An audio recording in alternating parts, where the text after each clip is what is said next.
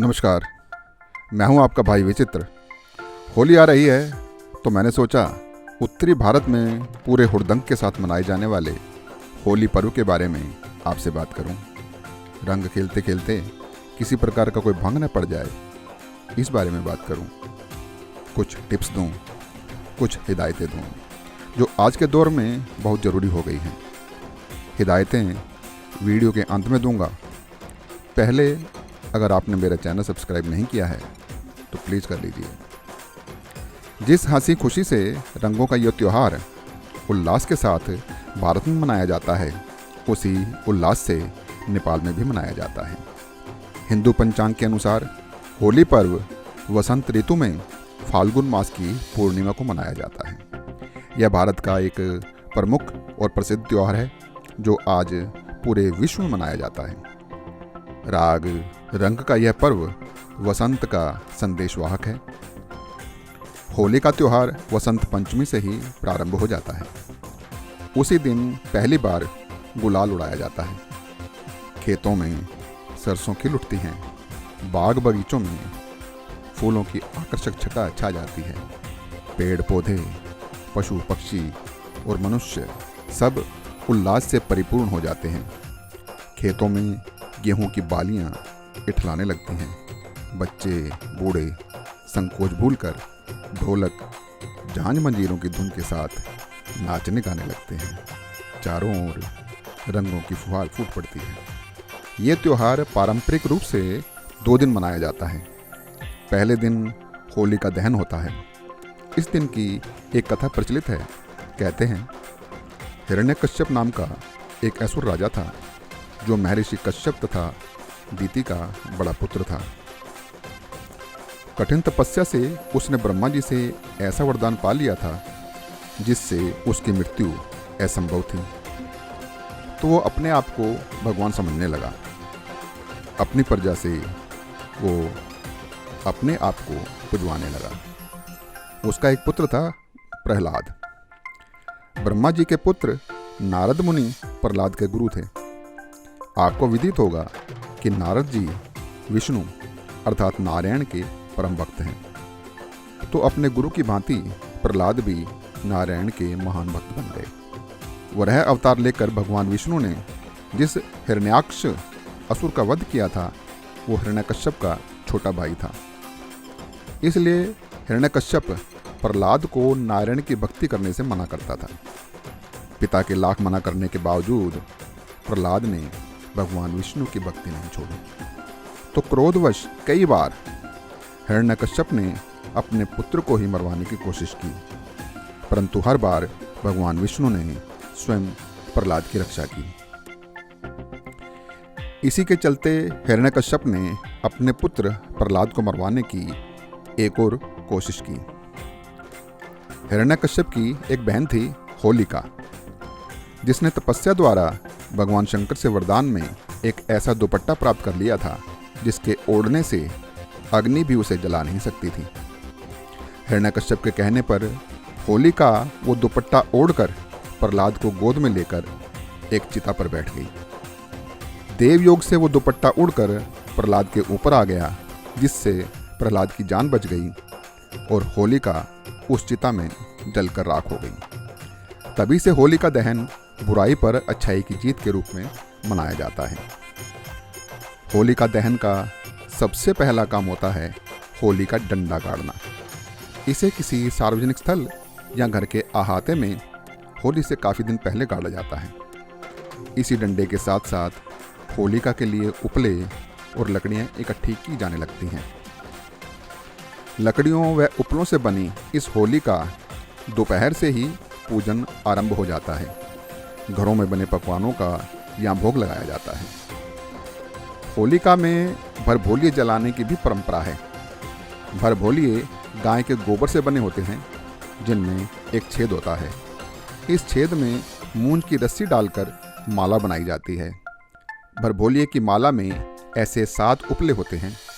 कहते हैं कि भाइयों पर लगी बुरी नज़र उतारने के लिए भरभोलिये की माला को भाइयों के सिर के ऊपर से 7 बार घुमाकर होलिका में डाल दिया जाता है। दिन ढलने पर ज्योतिषियों द्वारा निकाले गए मुहूर्त पर जब होली का दहन होता है तब भरभोलिये की माला भी जल जाती है। उसी के साथ ही भाइयों पर लगी हुई बुरी नज़र भी जल जाती है। इस आग में नई फसल की गेहूं की बालियां और चने के ओले को भी भुना जाता है। आज भी गांव में लोग देर रात तक होलिका की आग की राख होने तक उसके चारों ओर नाचते हुए होली के गीत गाते हैं। होली से अगला दिन दुलैंडी, फाल्गुनी या धूलिवंदन कहलाता है। इस दिन लोग रंगों से खेलते हैं, अपनी पुरानी कटुता को भूलकर एक दूसरे के गले मिलकर पुनः दोस्त बन जाते हैं, एक दूसरे पर रंग डालते हैं, मिठाइयाँ खिलाते हैं। इस दिन लोग ढोल बजाकर होली के गीत गाते हैं। इस दिन जगह जगह टोलियाँ रंग बिरंगे कपड़े पहनने नाचती गाती दिखाई पड़ती हैं। होली के अवसर पर बच्चे सबसे अधिक खुश होते हैं। वह रंग बिरंगी पिचकारियों को अपने सीने से लगाए सब पर रंग डालते पूरे मोहल्ले में भागते फिरते हैं और कहते हैं, होली है, होली है। एक दूसरे को रंगने और गाने बजाने का दौर दोपहर तक चलता रहता है। इसके बाद नहा धोकर लोग आराम करते हैं। बाद में नए कपड़े पहनकर शाम को लोग एक दूसरे के घर मिलने जाते हैं, गले मिलते हैं और मिठाइयाँ खिलाते हैं। कांजी, भांग और ठंडाई विशेष तौर से पिलाई जाती है। होली के दिन घरों में खीर, पूरी और पूड़े आदि पकाए जाते हैं। इस अवसर पर अनेक मिठाइयाँ बनाई जाती हैं, जिनमें गुजियों का स्थान सबसे महत्वपूर्ण है। भारत में होली का उत्सव अलग अलग प्रदेशों में भिन्नता के साथ मनाया जाता है। उत्तर प्रदेश में रहने वाले हर परिवार में बेसन के सेव और दही बड़े चाव से खिलाए जाते हैं। ब्रज की होली आज भी पूरे देश में आकर्षण का केंद्र बिंदु है।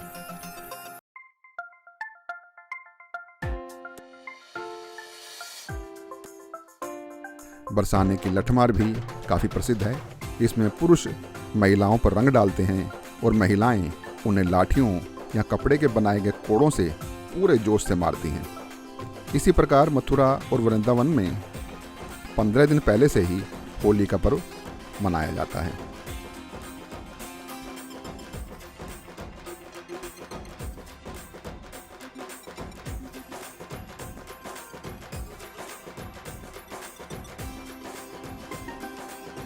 हिमाचल प्रदेश के अंब के मैंडी में डेरा बाबा वड़पाग सिंह होली मेला 10 दिन पहले से शुरू हो जाता है।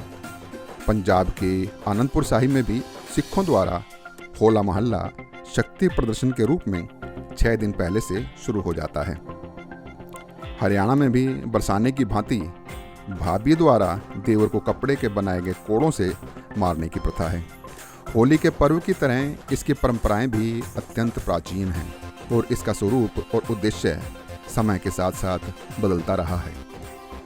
प्राचीन काल में विवाहित महिलाओं द्वारा परिवार की सुख समृद्धि के लिए पूर्ण चंद्र की पूजा करने की परंपरा थी। वैदिक काल में इस पर्व को नवात्रेष्टि यज्ञ कहा जाता था। इस समय खेत के अधपके अन्न को यज्ञ में दान करके प्रसाद लेने का विधान समाज में व्यापक था। अन्न को होला कहते हैं, इसीलिए इसका नाम होलिकोत्सव भी है। कवियों ने भी होली पर सुंदर रचनाएं लिखी हैं जो आज भी लोकप्रिय हैं। भारत के शास्त्रीय, उपशास्त्रीय, लोकगीतों तथा फिल्मी गीतों में होली का विशेष महत्व है। बहुत सी भारतीय फिल्मों में अलग अलग रागों में होली के गीतों को बड़ी सुंदरता से चित्रित किया गया है। अनेक लोग ऐसे भी हैं जो पर्यावरण के प्रति सचेत हैं। ऐसे लोग प्राकृतिक रंगों, चंदन, गुलाब जल, टिश्यू के फूलों से बने रंगों से होली खेलने की परंपरा को बनाए हुए हैं। अब बात करता हूँ कुछ हिदायतों की, ध्यान दें। क्या आपको पता है बाजार में मिलने वाले रंगों में काफ़ी मात्रा में केमिकल मिला होता है जो हमारे त्वचा और स्वास्थ्य के लिए काफ़ी नुकसानदायक है। ये रंग बच्चों के लिए भी काफ़ी खतरनाक है। इन हानिकारक रंगों के इस्तेमाल से आँखों में जलन या खुजली होने लगती है, आँखों में पानी आने लगता है, आँखें लाल हो जाती हैं। इसके अलावा कार्निया में अल्सर तक पड़ने का खतरा हो जाता है। इसलिए बच्चों के साथ आपको भी ऐसे रंगों से बचना चाहिए। होली को आप इको फ्रेंडली भी बना सकते हैं। इको फ्रेंडली रंग आप घर में ही बहुत आसानी से बना सकते हैं।